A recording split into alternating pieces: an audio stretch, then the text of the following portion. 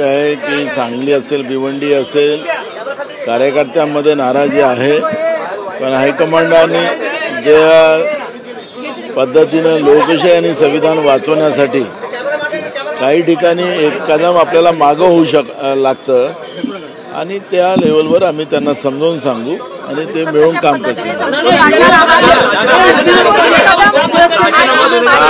आम्ही सगळ्यांना समजावून सांगू।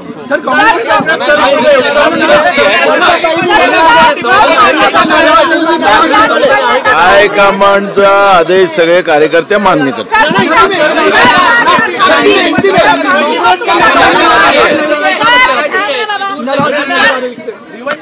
हाईकमांड के आदेश का पालन सब कार्यकर्ता करेंगे।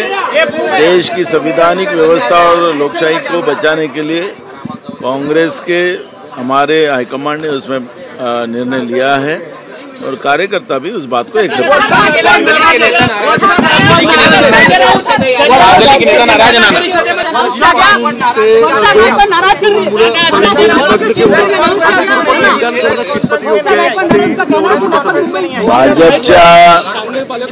भाजपच्या लोकांची पायाखालची वाळू सरकली।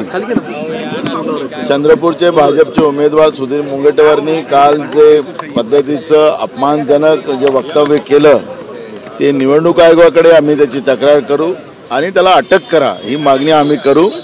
या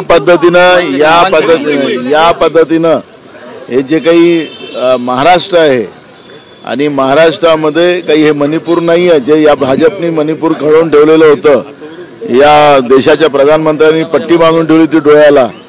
त्यामुळे महाराष्ट्रात अशा पद्धतीचं वक्तव्य करून ज्या पद्धतीचं त्यांनी त्याची लायकी जे दाखवलेली आहे सुधीर मुनगंटीवारांनी आम्ही निवडणूक आयोगावर तक्रार करू आणि त्याला अटक करायची मागणी करू।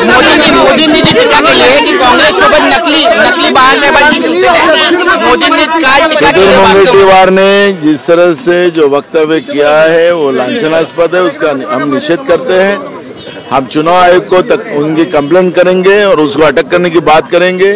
बीजेपी की जो जमीन खसक गई है अपनी साख बचाने के लिए ये निचले लेवल पर बीजेपी आई है और उसको सब तरफ से उसका निषेध हो रहा है। आप सोशल मीडिया में भी देखिए कि जिस तरह से आज जो परिस्थिति बनी हुई है, लोगों ने उनको जितनी गाली देना था सोशल मीडिया पे देना शुरू है। भाजपा की ये जो नियत है, जो सोच है, जो गंदी सोच है, वो सुधीर मुनगंटीवार के वक्तव्य से स्पष्ट होती है।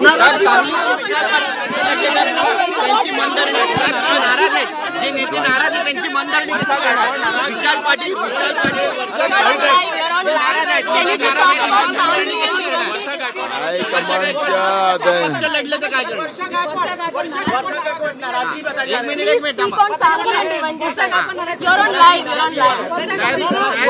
live.